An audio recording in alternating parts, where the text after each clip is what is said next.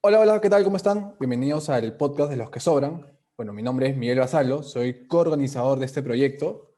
Y bueno, hoy vamos a hablar de un tema muy importante que creo que es la política y los derechos humanos. Y en este caso tenemos tres invitados para este panel que les voy a presentar en el orden en el que van a hablar en consecuente en lo que viene este podcast, ¿no? En primer lugar tenemos a Gonzalo Mojica. Gonzalo es egresado de la Facultad de Derecho de la Universidad de Lima y es cofundador del Círculo de Ciencias Políticas de la misma universidad. ¿Cómo estás, Gonzalo? Hola Miguel, Rodrigo, César, Cristian, Vale, qué bueno verlos a todos. Gracias por la invitación. Dale. Siguiendo con esto, está Valeria Torres, que es estudiante de la Facultad de Derecho de la misma universidad y es miembro del Círculo de Ciencias Políticas de también la Universidad de Lima. ¿Cómo estás, Valeria? Hola, ¿qué tal? Muchas gracias por la invitación, muy bien. Por último, nuestro último invitado es Christian Hopkins, que es abogado de la universidad, por la Universidad de Lima. ¿Cómo estás, Christian? ¿Qué tal? ¿Cómo están? Buenas noches a todos. Gracias por la invitación. Y bueno, como sabrán, somos César Quiñones, Rodrigo González y quien les habla, los que sobran, ¿no? Miembros de los que sobran. ¿Cómo están, chicos? Bien, todo bien, Miguel. Estamos perdiendo una fiesta, pero todo bien. Y bueno, para ir iniciando con este debate, que es muy bueno, quería iniciar con una pregunta que es la que iniciamos con Marisol Perestey, ¿no? Que es la que entrevistamos, que como sabrán ha sido congresista de la República y ha sido ex ministra de Justicia. ¿Qué relación creen que tiene o existe entre la política y los derechos humanos, particularmente en el caso de Perú? La relación es intrínseca, ¿no? O sea, el actuar del político de los partidos políticos en el Perú es fundamental para expresar muchas veces hacer llegar al Estado las necesidades de la población. O sea, esto puede ser, por ejemplo, el tema del agua, necesidades, por ejemplo, como el agua, eh, desarrollo de la interculturalidad, desarrollo, por supuesto, también de la conexión entre de las telecomunicaciones, que como todos sabemos son derechos fundamentales, o derechos humanos, y derechos humanos, mejor dicho. Entonces, los partidos políticos como tales, o los políticos como tales, creo que tienen la necesidad o la obligación de poder ser el nexo entre el Estado y la población, y de esta manera reforzar los derechos que la gente tiene en el sentido de que puedan representar las necesidades de estas personas y sobre todo pueden hacer llegar las necesidades para que puedan resolver los problemas. Creo que eso es importantísimo. Valeria, ¿tú estás de acuerdo con lo que dice más o menos Gonzalo o tienes otra opinión distinta? No, sí, de todas maneras, son dos caras de una misma moneda, ¿no? La idea de que gente se interese en política, acabe militando en partidos políticos y decide influir en decisiones del Estado para poder, digamos, cambiar las condiciones de vida de las personas, tienen que hacerse con un límite, y es el punto de los derechos humanos, ¿no? Ponerle un límite al Estado sobre las cosas que pueden hacer y también darle una línea, dirigir, digamos, sobre qué formas puedes mejorar estas condiciones de vida, redignificar a la vida de la gente, tomando en cuenta los países latinoamericanos en donde hay derechos que no se logran conseguir con tanta facilidad como el derecho al agua, el derecho a la vivienda. Y de hecho de esto hay un largo debate, ¿no? Acerca de por qué la gente tiene derecho al agua si no tiene agua, ¿no? Sin embargo, es importante, digamos que este tipo, es muy importante mantener nuestra constitución, porque de esa manera, a pesar de que no hayan recursos, puedes generar legislación, puedes generar con pocos recursos medidas para que esto sea sea posible a lo largo del tiempo. Entonces, sí, de todas maneras, los derechos humanos sirven como para limitar a la actuación del Estado y de esa manera aquí también generar una línea. Entonces, yo estoy muy de acuerdo con lo que dice Gonzalo cuando menciona el actuar de los partidos políticos, porque es a partir de ellos donde puedes conocer mejor cuáles son sus intereses, ¿no? Puedes comprender otros puntos de vista. Si pensamos en el APRA, si pensamos en el Frente Amplio, si pensamos en, es como, nos cuesta entender de sus líneas de pensamiento, sin embargo, sabemos que confluyen las necesidades, ¿no? Sabemos que la izquierda quiere conseguir cierto tipo de condiciones de vida para personas más específicamente rurales, por ejemplo, conseguir educación, conseguir seguridad, conseguir paridad. Entonces, de esa manera podemos comprendernos mucho mejor y de esa manera esta línea también sirve para tomar medidas concretas. Eso es lo más importante, creo. Conseguir acciones concretas a partir de la cantidad de ideas que puedan surgir y siempre como limitándolo y desde un punto de vista de derechos humanos. Entonces, sí, creo que es súper, súper importante como entender muy bien, creo, qué es este concepto de derechos humanos en la política. Me quedo con lo que dices de los partidos políticos y has mencionado partidos de izquierda, sobre todo, ¿no? Y el APRA. Cristian, ¿tú crees que los partidos de derecha también velan por esto? Bueno, si nos vamos a la constitución de los estados democráticos de derecho, o sea, estados o repúblicas como el Perú, que en su constitución reconocen una serie de derechos fundamentales y adicionalmente otra serie de derechos humanos que no necesariamente son tan fundamentales como, por ejemplo, el derecho a la vida o el derecho a la libertad, pero igual son necesarios para garantizar la dignidad de la persona. Nos damos cuenta de que independientemente de la cara de la organización política y de si son de la derecha o de la izquierda, hay una base que no se puede vulnerar jamás. Entonces, en ese sentido, yo diría de que hay ciertos derechos que, independientemente de por quién sean vulnerados o quién esté en el gobierno, sea derecha, izquierda, centro o sin ninguna bandera, simplemente un caudillo populista, no tendrían que ser vulnerados por ninguna forma de gobierno, ningún partido. O sea, porque están garantizados completamente por nuestra Constitución y por los tratados internacionales. Ahí ya no entraría ya no entraría la política para garantizar estos derechos, sino la institucionalidad y el poder judicial o las cortes constitucionales, en todo caso.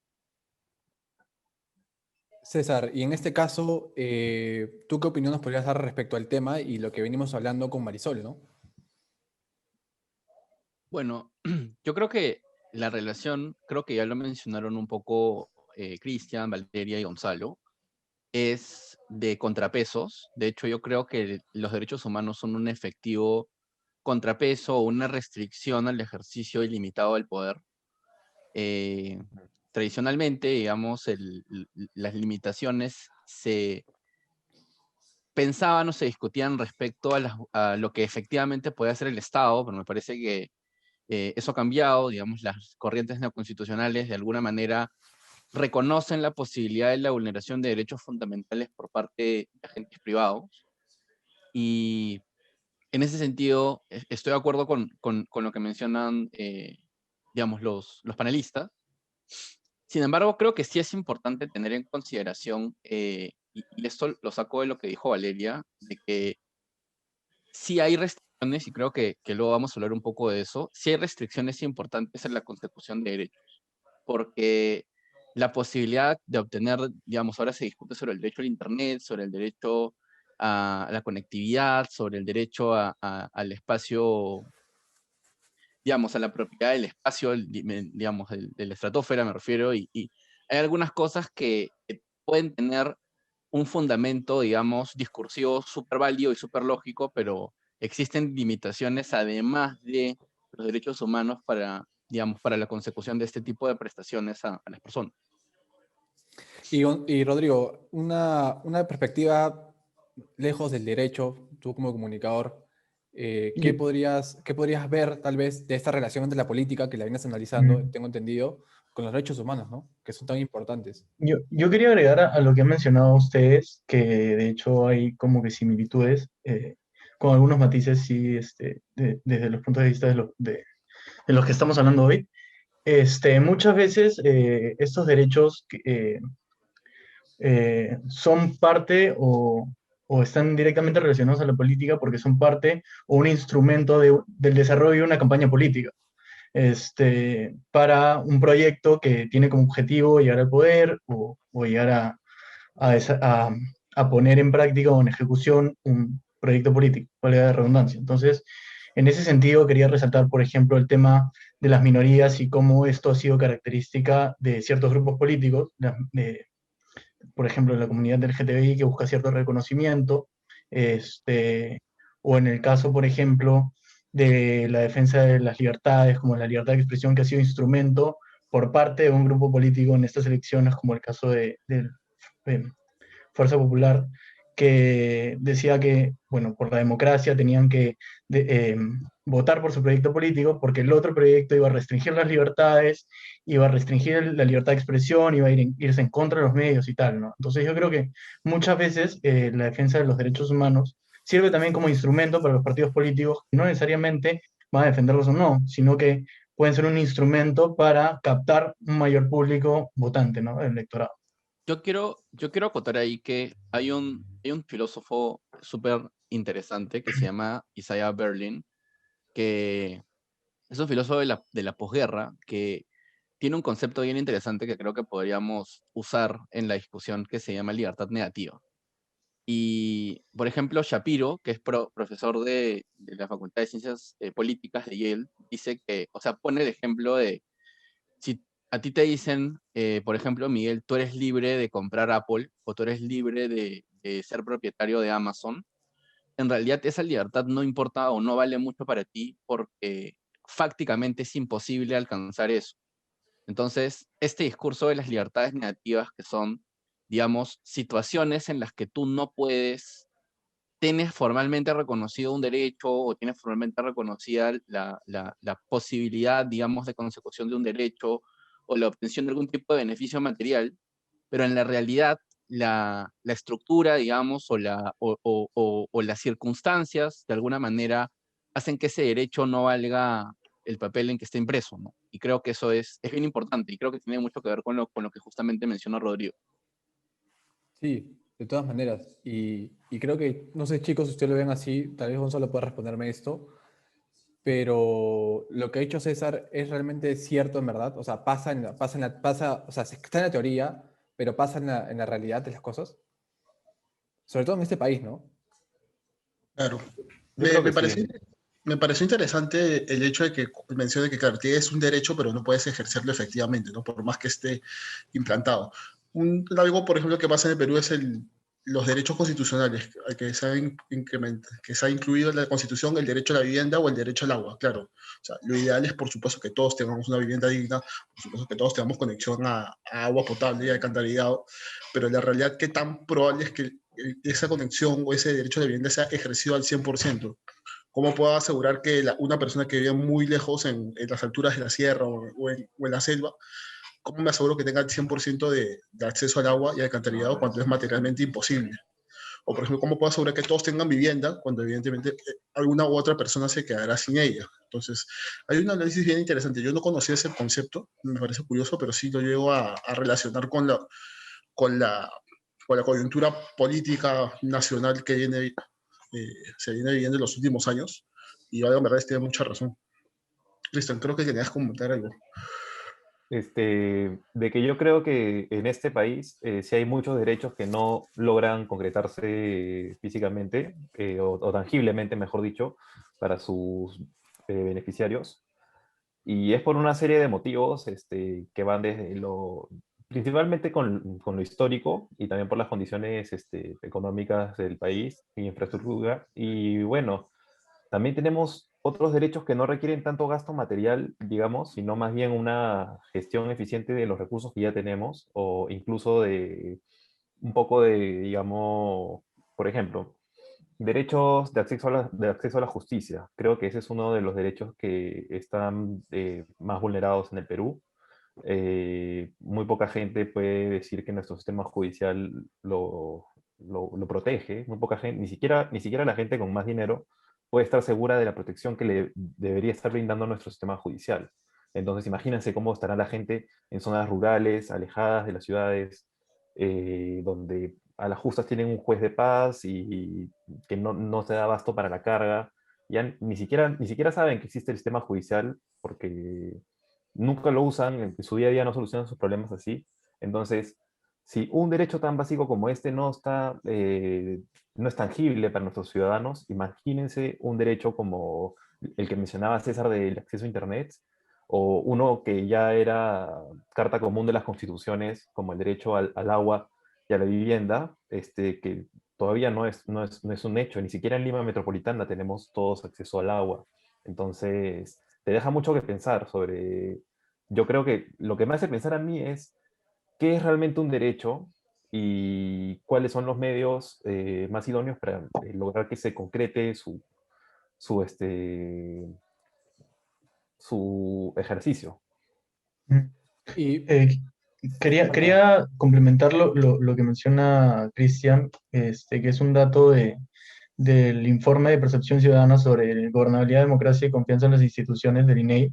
Según su último reporte, el 82,3% de los ciudadanos desconfía de la labor del Poder Judicial. Entonces tú mencionas que el derecho que existe, está ahí, pero sin embargo casi un porcentaje absoluto no confían en la labor del Poder Judicial. Ujú. bueno, y justamente lo que dices es cierto, pero quería hablar sobre otra cosa, Valeria, y quería preguntarte esto, y de paso aumento la pregunta, era, ¿por qué no pasa esto, o por qué no llega este debate de lo que hablaba justamente Cristian a la política peruana, ¿no? A los encargados que vienen a ser los congresistas y el Ejecutivo? Y para aumentar a esto era, justo César tocaba un tema importante que eran las restricciones, y ¿cuáles creen que son, para todos, las restricciones más importantes de cara a la consecución de los derechos prestacionales en el Perú? Sí, bueno, respecto a la primera pregunta, ¿no? Yo creo que es desafortunado, pero nuestros políticos están más enfocados en sumarse a las campañas que les consiguen mayor popularidad, ¿no? Es mucho más sencillo conseguir votos si llamas si estás en contra de los trans, que hablar acerca del poco presupuesto, la poca cantidad de jueces que hay en el sistema de justicia, ¿no? O sea, si te pones a hablar acerca de la fiscalización de los gobiernos regionales, cuánta popularidad vas a alcanzar, cuántos likes, cuántos retweets o qué tan, o digamos que quién se va a sumar, digamos que con sentimiento a tu campaña, porque eso es lo que busca usualmente un político, como eh, cautivarte, pero emocionalmente. Entonces, no vas a atraer a muchas personas si es que comienzas a dedicarte a hablar acerca de cómo funciona el sistema de justicia, a hablar de las cantidades de jueces. Entonces los políticos en este momento usan sus mejores armas para llegar al poder, ¿no? Entonces, y si lo piensan, muchos de ellos antes no han tenido un activismo o han tenido una carrera política más allá de su campaña para conseguir un curul en el Congreso, un curul en la alcaldía. Entonces, eso es lo que dice, y me da mucha pena, pero es que en la gran mayoría de partidos es lo que puedo ver, a pesar de que a muchos de nosotros nos gustaría militar y nos gustaría, los jóvenes nos gustaría comprometernos mucho más. Vemos como mucha hipocresía o vemos que hay o sea, hay una especie de crisis moral en nuestra clase política que nos genera inmediatamente intolerancia. Entonces, no creo que sea, no es muy popular. En el Congreso hay muchos proyectos de ley. Yo recuerdo que hace poco estaba revisando proyectos de ley que no han sido discutidos en sus respectivas comisiones, y se prefieren discutir proyectos como el Día Nacional de, no sé, del Policía, cosas por el estilo, que sé que llevan ahí varios años y son buenas ideas de partidos que no piensas que pueden ser como el FREPAP, sí pueden generar buenos proyectos de ley, pero que no se llegan a discutir o simplemente son olvidados en el momento. Entonces los medios los comparten usualmente también aquellos más escandalosos, no los que llaman más la atención.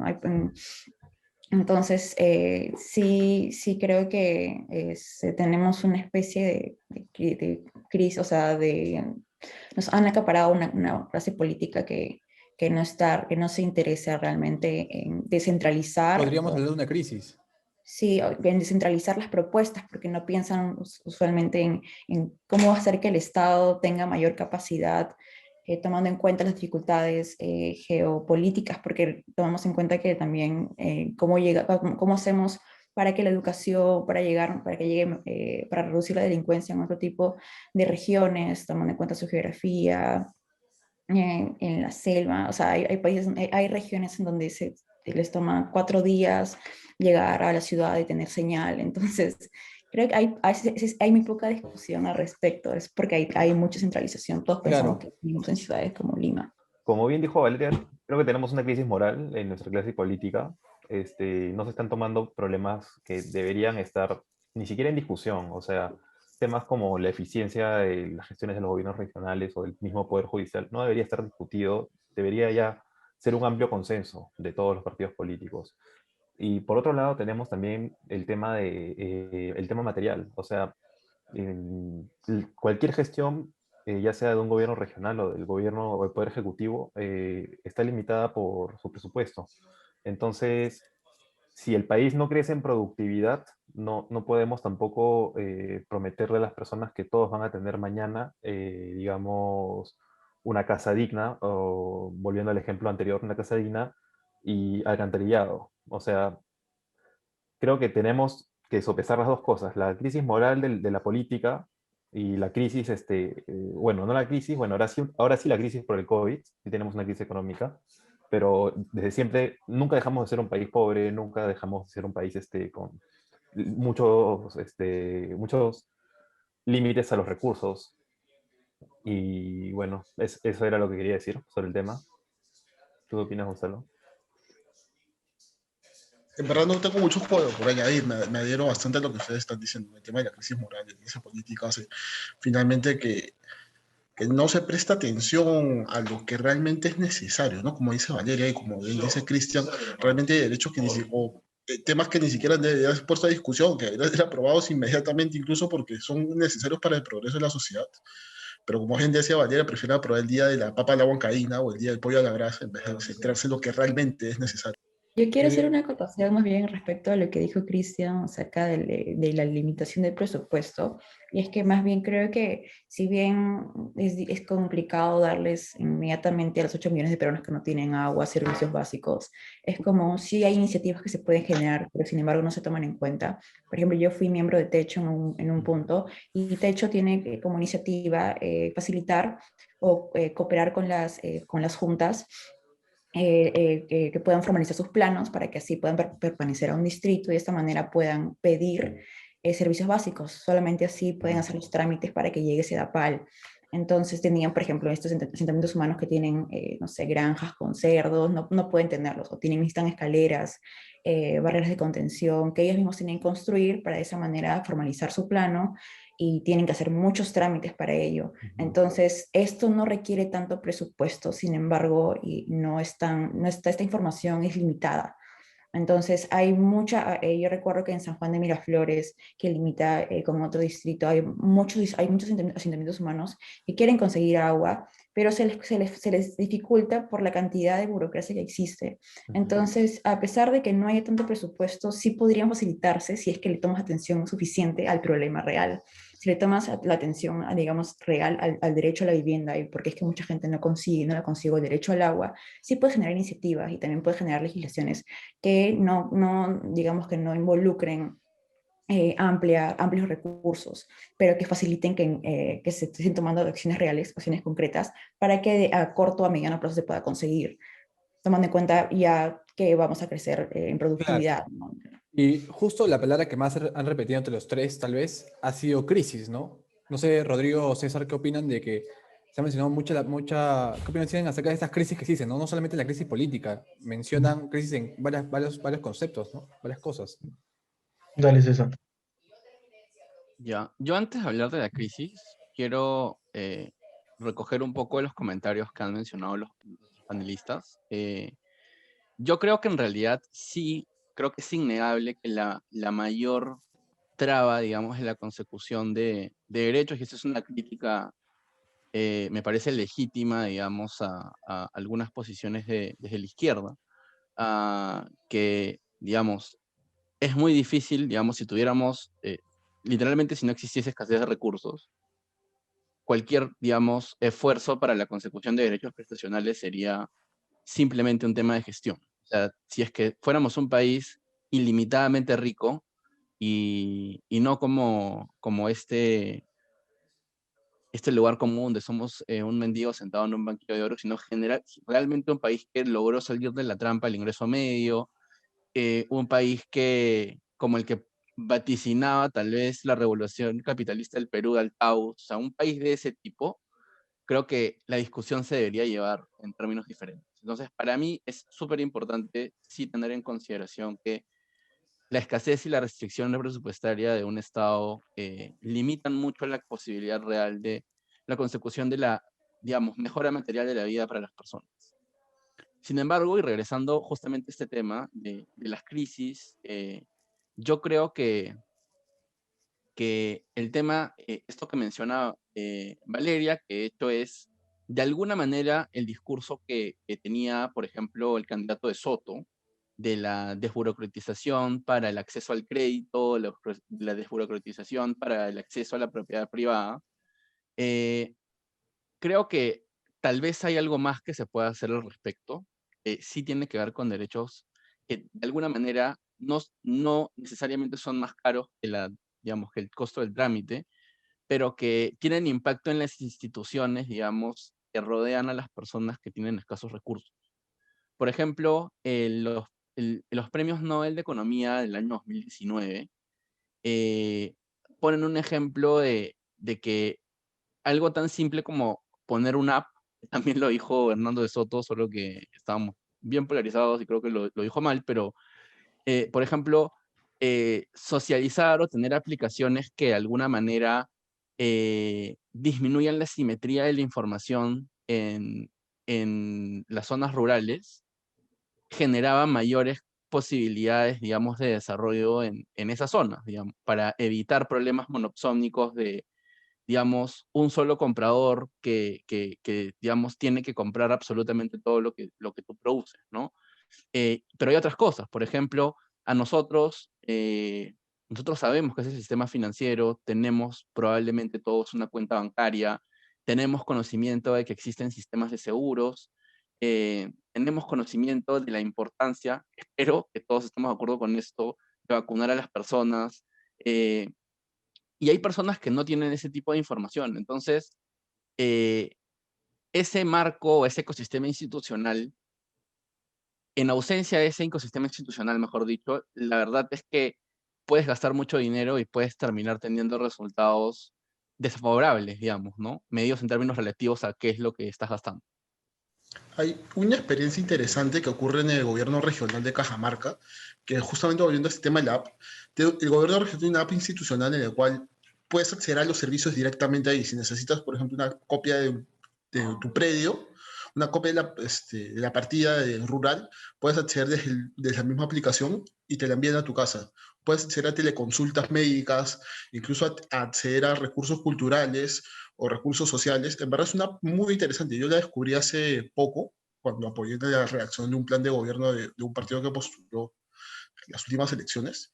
Y en verdad era bien paradigmático, porque cuando tú les preguntabas a los creadores, esta tiene relativamente poco alcance, seguro, porque acá hay poca penetración de la tecnología y nos decían que no, que aproximadamente la mitad de la población de Cajamarca tenía esa aplicación en su celular.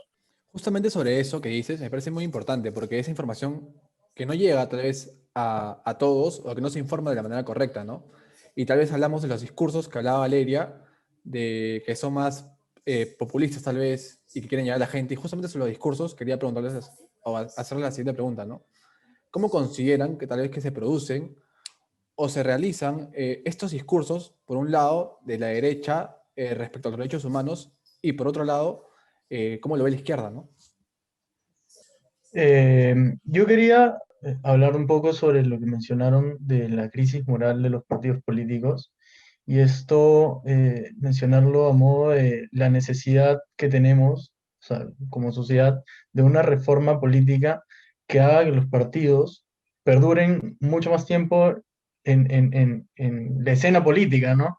Porque si vemos en retrospectiva los partidos políticos que han perdurado y que más allá de los líderes o los cambios en los líderes, hoy están casi muertos, ¿no? Claramente tenemos a un APRA que quedó totalmente en picada a partir de los malos manejos de Alan García dentro del partido político, este, que no hubo además una persona a quien le pueda ceder la posta. Por otro lado, tenemos a Acción Popular, que después de lo manchado que quedó con Merino, creo que bueno, ha conseguido representación en el Congreso, pero de todos modos no ha sido el partido que debió seguirle, o mejor dicho, tener el mismo peso que tuvo el APRA en algún momento de la historia, ¿no? Entonces, más o menos el partido que debía heredar ese estatus dentro de la escena política era Acción Popular, ¿no? Y, Y está y dividido. hoy en día, Y ¿no? exacto, además, ¿no? Entonces, sí tenemos una necesidad de representación dentro de los partidos políticos, que se mantengan mucho más tiempo, necesitamos una reforma, que no sean un vientre de alquiler, que se juntan, lo que pasa también con la izquierda, y esa es una crítica, porque la izquierda lo que hace en la mayoría de elecciones es juntar varios partidos políticos pequeños y de esa manera construir una sola fuerza, ¿no?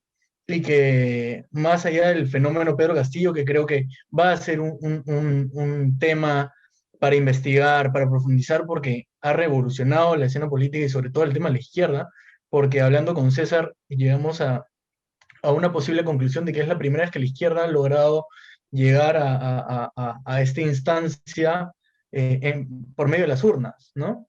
Entonces, creo que sí va a ser, o bueno, sí va a ser un fenómeno para estudiar después de que asuma o como termine este tema de, de la votación, las elecciones, pero sí, sí creo que es necesario una reforma que ayude que ayude a construir, mejor dicho, partidos políticos que duren mucho más tiempo y que tengan un proyecto futuro con la captación de jóvenes, sobre todo, ¿no? Que van a ser los próximos representantes de los mismos. Ahí yo, o sea, yo sí considero que la estrategia de conglomerado es una estrategia común, digamos, en la política, sobre todo en la política peruana, y es cierto que no lo hemos visto solamente en la derecha, perdón, no lo hemos visto solamente en la izquierda, en la derecha también han habido alianzas, digamos, de partidos que son representativos, o cuanto menos podríamos decir que son representativos en la capital. Eh, la acotación, digamos, también tiene que ver con que Ollanta era un candidato de izquierda, pero creo que es difícil, no estoy diciendo que es imposible, pero es difícil, digamos, seguir su gobierno digamos, como un gobierno de izquierda, ¿no? Porque básicamente, y creo que es lo mismo que le tendría que pasar dentro de las restricciones institucionales de la Constitución de 1993 a Castillo. O sea, creo que como está la cancha en el día de hoy en Perú, es muy difícil que un candidato de izquierda pueda cumplir lo que promete, salvo que quiera cambiar la constitución política del Perú.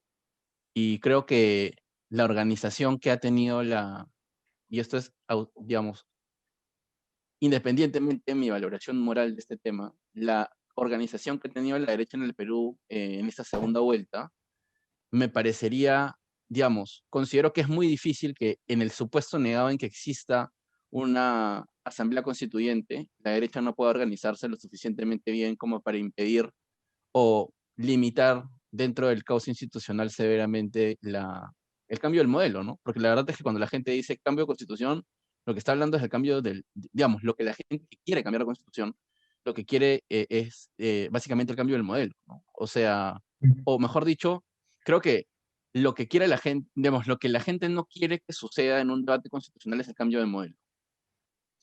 Y luego, solamente al toque, porque sí quiero saber qué piensan tal vez Cristian y Valeria sobre este tema, la pregunta de Miguel fue cómo se efectúa el discurso, digamos, de la derecha, desde la derecha y desde la izquierda de los derechos humanos. Yo creo que el discurso es sumamente polar y creo que este término de discurso es súper importante. Esto lo discutimos a cada rato, digamos, en la preparación de este tipo de paneles, porque nosotros consideramos discurso en el sentido de Foucault de discurso, como la verdad es lo que la gente considera que es. Cristian, creo que tenías algo que acotar. Sí, yo le quiero agarrar la batuta a Valeria con lo último que dijo, y también juntarlo con un tema que mencionó Rodrigo, que fue la reforma política. Y es como en Perú, cuando se dan las ocasiones para realizar grandes cambios, grandes reformas, no se aprovechan. Lo vimos a inicios de este siglo, con la reforma para la descentralización, que ya 20 años de descentralización podemos decir con mucha tranquilidad que ha sido un fracaso y que tiene que ser revisada y que en su momento estuvo muy mal planteada. Y también con la reforma que se acaba de hacer en el 2019 o 2018, con el referéndum constitucional, que era una reforma política que buscaba consolidar mejor los partidos políticos, pero que creo que ha estado mal dirigida. O sea, no me voy a detener en el detalle de las críticas que se le podrían hacer, pero no sé si estarán de acuerdo en que simplemente cortando las reelecciones o subiendo la valla para que los partidos se desinscriban, no vas a arreglar esta crisis de partidos políticos que venimos arrastrando desde más de 20 años. Y eso es parte del populismo, de que ya es transversal, ya no es un tema de derechas, izquierdas. Más bien, es como, has dicho algo muy importante, eso es lo que he notado últimamente acerca de cómo la gente se afilia a lo que es la izquierda o la derecha, cómo lo entiende, y termina luego como cambiando o cambiando inmediatamente de derecha a izquierda, y eso también ocurre en los políticos, digamos, qué es lo que ellos comprenden por lo uno o lo otro, cómo también nosotros elegimos una postura. Y es que creo que hay una especie de simplismo o una búsqueda o sea, de reducir la izquierda, por ejemplo, a la búsqueda de la unión civil, ¿no? La izquierda buscas educación para todos, claramente eres comunista, ¿no? Entonces, o sea, es como yo, por Claro. ejemplo, yo me considero soy centro izquierda, soy izquierda, pero no me he como adherido a la izquierda porque creo en todos los ideales, creo en la revolución, no es por eso, sino porque por experiencia he entendido la necesidad de un equilibrio y también he encontrado ciertas políticas que he admirado y considero que desde ese punto de partida puedo llevar un mejor debate o una mejor discusión, personas que opinan distinto a mí, una mejor solución, ¿no? Porque si todos somos de derecha, entonces, no hay discusión. Si hay una, digamos, si todos traemos como nuestra experiencia, nuestra investigación, eh, a lo que nos hemos dedicado, digamos que podemos generar un mejor debate y llevar como que medidas concretas que puedan solucionar ciertos problemas.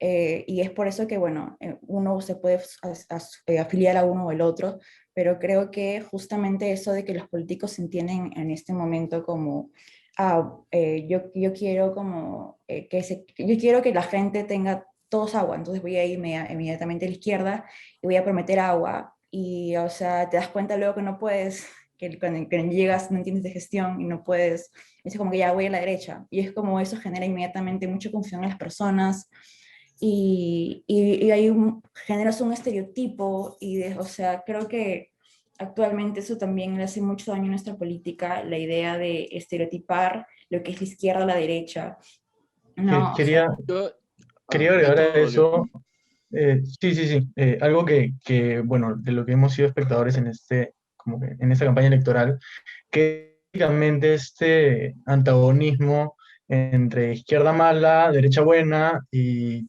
la gente, es así como percibe estos espectros, ¿no? Entonces, a mí me parece importante hacer énfasis en lo que menciona Valeria, además por una confusión también de conceptos, ¿no? A mucha gente se le ha dado ahora por decir, claro, tú eres progre y progre porque eres de izquierda, pero, o sea, creo que no necesariamente uno tiene que ser de izquierda o de derecha para ser progresista, ¿no? O sea, hay una confusión también en ese tema de los conceptos, y creo que claro, o sea, a ver, la gente identifica hoy a la gente de izquierda como gente que quiere que se dé el tema de la unión civil, pero creo que eso no pasa con absolutamente toda la gente de izquierda. De igual manera, en la gente derecha, no es que todas las personas digan no al aborto y no a la unión civil, sino que también hay gente que adopta o tipo, tiene claros los conceptos progresistas, cree que se deben dar reformas para la igualdad o tratar de encontrar el reconocimiento de los derechos de más grupos minoritarios, ¿no? Dentro de la sociedad. Entonces, creo que también es válido hacer énfasis en esa parte del discurso, ¿no?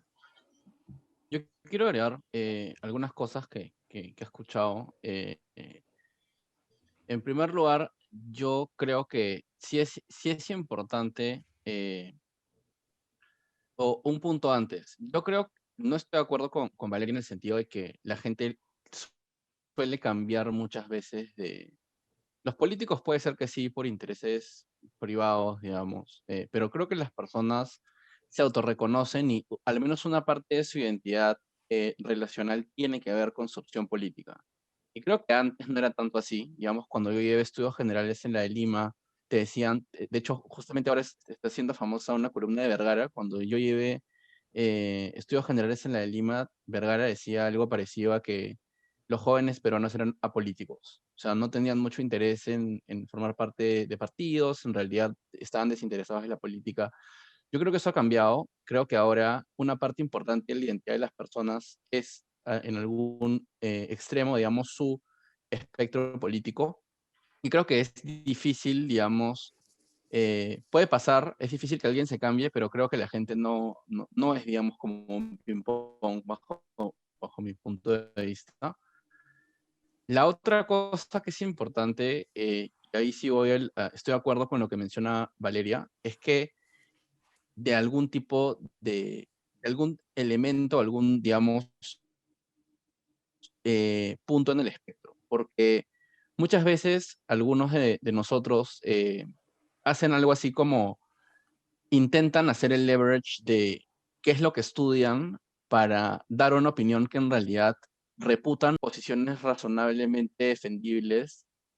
eh, bueno, para mi punto de vista, no en los extremos, pero dejando los extremos en casi cualquier línea o punto del espectro, ¿no? Comunicarle a una persona, digamos, que tu opinión de alguna manera está o podría estar influenciada en situaciones que son propias de ti, son, digamos, qué feo sonó eso, ¿no? Digamos, de cosas que son básicamente partes de tu identidad relacional. Y lo último es que yo escuché a Cristian, a Gonzalo, a Valeria. Me parece que Gonzalo me comentó que era de centro derecha, me parece que Valeria acaba de comentar que es de centro izquierda. Yo también me considero de centro izquierda, pero creo que si Valeria es de centro izquierda, yo soy como de bien izquierda. Ya, yo sí creo, digamos, sí estoy convencido de que el sistema de precios es extremadamente importante y que los costos de administración de una sociedad dominada por el Estado hacen que el Estado eventualmente sea viable a medida que se complejizan, digamos, las formas de producción. Eh, y finalmente considero que la gesta violenta digamos, de lo que mencionó Valeria de la revolución eh, es inaceptable en el marco institucional. O sea, no estoy de acuerdo con eso. Yo me considero de centroizquierda, pero yo sí creo que hay cosas del modelo económico peruano que necesitan, tal vez no cambiarse absolutamente, pero necesita ser discutida. Y creo que sí hay que discutir eh, estos temas de los contratos ley, creo que sí hay que discutir estos temas, digamos, de la no modificabilidad de los contratos, de las estabilidades. Creo que no necesariamente eso quiere decir que lo vayamos a eliminar absolutamente, pero creo que decir que no es una protesta o una propuesta, mejor dicho, legítima de un sector de la población podría ser equivocado, ¿no? O sea, creo que hay muchas personas, y sobre todo creo que la Universidad de Lima, de alguna manera perfila un poco este tema, que son muy sospechosos, digamos, que tienen mucha sospecha, y que creo que es positivo en cualquier tipo de democracia, del poder del Estado, o sea, de qué tan grande es el Estado, de cómo puede coaccionar las libertades de las personas. Creo que decir que eso no importa o que el Estado siempre es preferible a todo es negativo y es un punto muerto de discusión.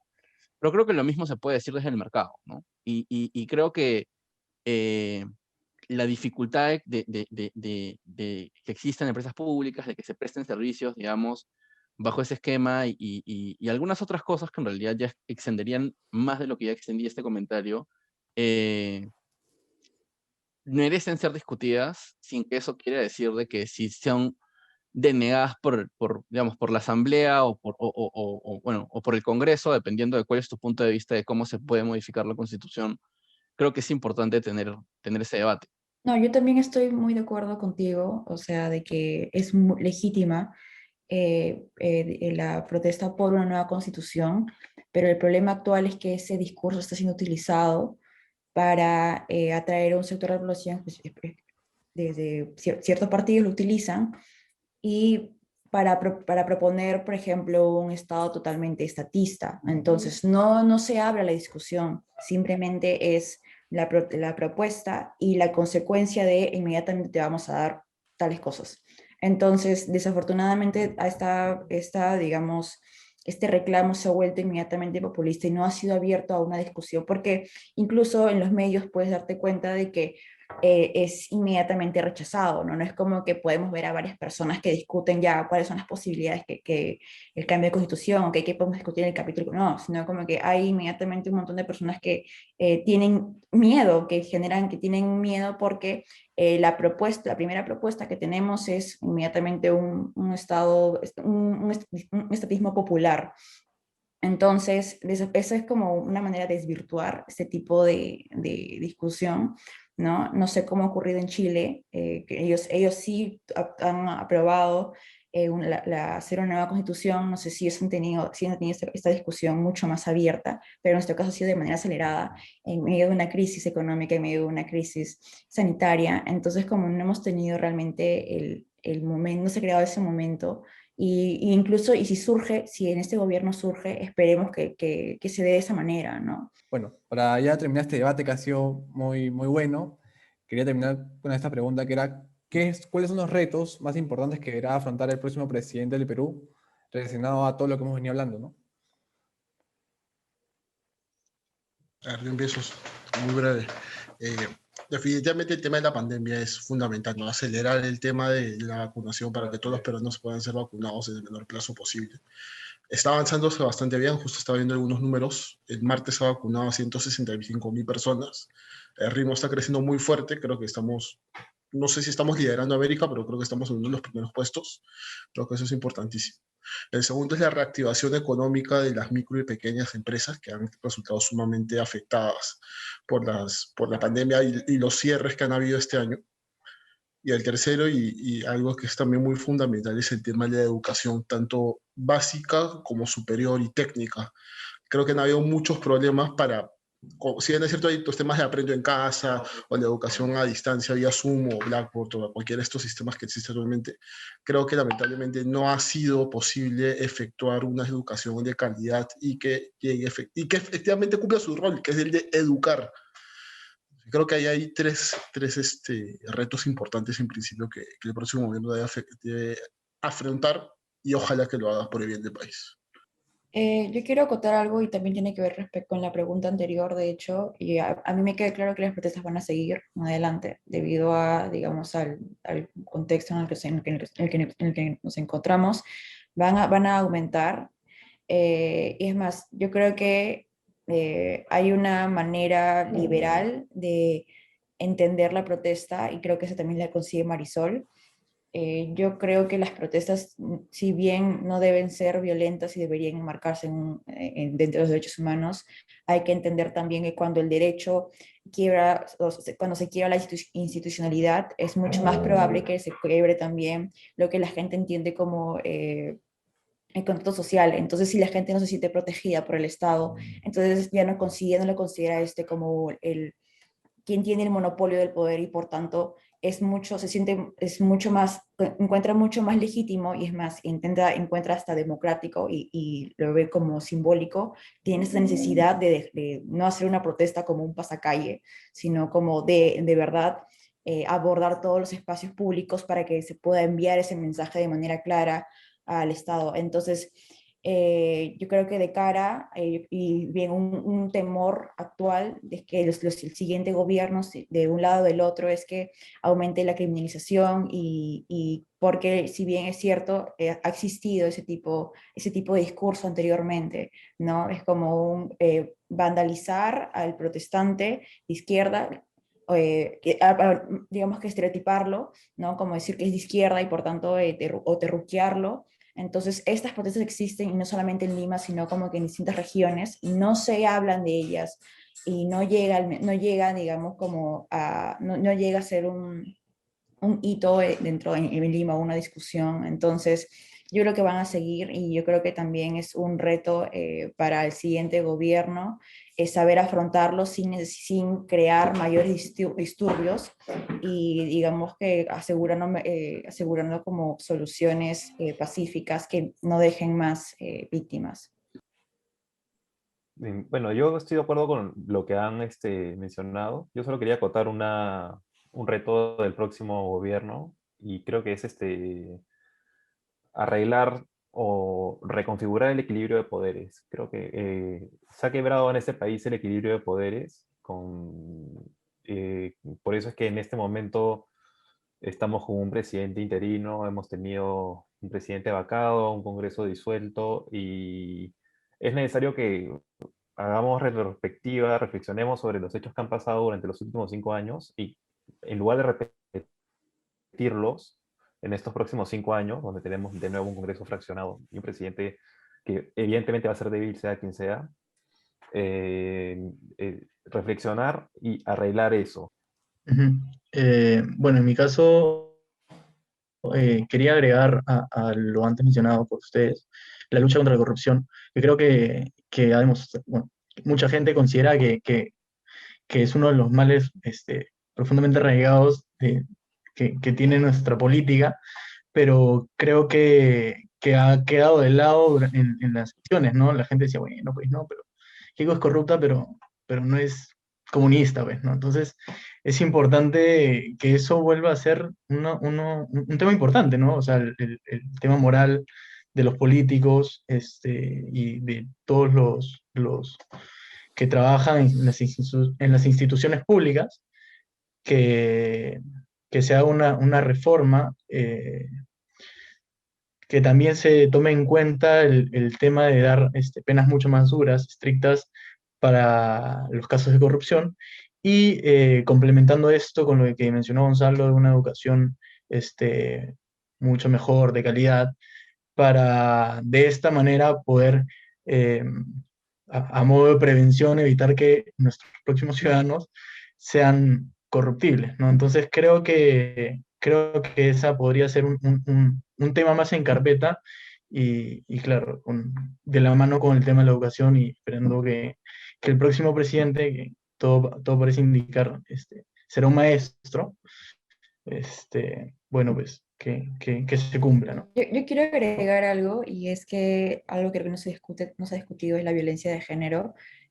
Un dato es que cada año las violaciones aumentan, y no porque el Estado no esté tomando medidas al respecto, sino porque aumentan las cantidades, centros de cuidado de mujer, centros de protección de la mujer en las comisarías. Entonces, como recién se puede generar mejor estadística y denuncias por ello. Entonces, en esta pandemia ha aumentado en la violencia sexual, y es algo que no se, y se ha puesto incluso en tela de juicio el Ministerio de la Mujer. Entonces, es algo de lo que necesariamente se va a tener que tomar medidas al respecto, y esperemos que, a pesar de que sabemos que vamos a tener un gobierno conservador, se puedan generar políticas públicas, y sino que sea la sociedad civil la que pueda tomar la iniciativa, ¿no? Ujú. Yo, Realmente es yo eso. quiero agregar solamente dos cosas relacionadas a los retos de un próximo gobierno, ¿no? El primero creo que está directamente relacionado con lo que han mencionado todos, que es la conflictividad social. Creo que la demanda social por el tema del coronavirus, pero en general porque la percepción de las personas es que, digamos, esta dinámica del chorreo, o esta dinámica del crecimiento sin desarrollo les ha afectado severamente, ¿no? O sea, Rodrigo decía que tenemos una clase frágil, clase media frágil, eh, la pobreza ha aumentado significativamente. Hay gente que dice que es como si no hubiesen hecho nada para paliar la pobreza en los últimos 10 años, por un tema completamente ajeno, digamos, al planeamiento de política peruana, ¿no? O sea, el tema del COVID. O sea, no es que el Estado no haya hecho nada, sino es como si no hubiera hecho nada, que es una diferencia bastante importante que hay que tener en consideración. Entonces creo que la conflictividad social va a ser un tema importante que va a tener que afrontar el próximo gobierno.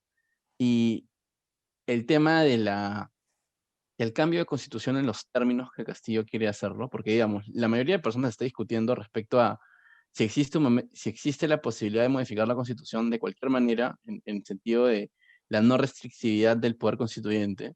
Hay personas que dicen la modificación de la constitución debe realizarse a través del canal institucional de la constitución del 93, que básicamente supone o implica la venia de bastantes miembros del Congreso. Entonces, esa discusión es un poco ajena al plan de Castillo, porque lo que Castillo entiendo desea es que el 50% de la población civil o el 40% de la población civil participe de manera individual y el otro porcentaje de personas sea a través de comunidades sociales, ¿no? Que en realidad yo no es que haya buscado demasiado sobre el tema, pero no he visto una propuesta de modificación constitucional planteada en esos términos en ninguna otra parte del mundo. Y creo que esta propuesta, digamos, estas cosas que nosotros podemos hacer, que han mencionado Valeria, que ha mencionado Cristian, y que ha mencionado Gonzalo, cuando a alguien que es anti, digamos, establishment, no promete lo que cumple, creo que la posibilidad de conflicto es grande, ¿no? Y eso tiene que ir de la mano con formas, digamos, pacíficas que no terminan polarizando más a la sociedad de contención de la protesta, que no quiere decir represión. Yo estoy en contra de la represión de la protesta. Creo que, además, sí existen mecanismos digamos, de sanción a malos elementos, pero de alguna manera que una protesta, digamos, para un tema tan importante o de tanta magnitud, se realice sin, digamos, con un respeto irrestricto de la propiedad privada es algo ideal, o sea, es algo que probablemente no va a suceder y es algo que las personas razonablemente deberían tener en consideración en la evaluación de la política pública. Yo sí estoy de acuerdo con que sancionen a las personas que se portan mal, pero creo que hay personas que se representan el costo de la sanción y deciden hacer las cosas de todas maneras porque lo que ellos consideran justo, independientemente de nuestras valoraciones, es más importante que inclusive la lealidad, que en verdad para nosotros podría ser eh, eh, choqueante, creo que esa es una mala palabra, pero eso, ¿no? Y lo último es que Castillo, que tiene que ver también con la prestacional, con la consecución de derechos prestacionales, va a tener que hacer, si es presidente, esfuerzos bastante significativos para poder eh, compaginar sus intereses con los del sector privado. Porque el sector privado en este país, lamentablemente o afortunadamente, dependiendo de tu espectro, es muy importante. Y creo que la vez pasada nos comentaba alguien que era posible que Perú, digamos, cierre sus fronteras y todo lo agarra con producción nacional usando reservas internacionales. Pero esa es una fórmula que no te puede durar todo el tiempo, ¿no? O sea, y independientemente de los arbitrajes y las contingencias que tengas por intentar hacer ese tipo de proyecto, lo cierto es que ningún país puede sobrevivir así, eh, manteniendo la calidad de vida y las libertades que afortunadamente nosotros tenemos, pero que considero que más personas deberían obtener eventualmente. Ha sido un debate muy bueno. De hecho, quiero agradecerles a Valeria, a Cristian y a Gonzalo por haber participado. Nos han ayudado bastante. Y bueno, despedir, y me quedo yo pues, básicamente con lo que dijo Gonzalo, de que hay que tener una educación en calidad y sobre todo que hay más participación de la gente, de la ciudadanía en estos casos de política, ¿no? Porque más participación va a hacer que seamos mucho mejores y no estemos en crisis sumergidas desde hace más de 20 años. Muchas gracias a todos y nos vemos en el siguiente podcast o episodio. Gracias, hasta Gracias. luego. Cuídense. Un gusto.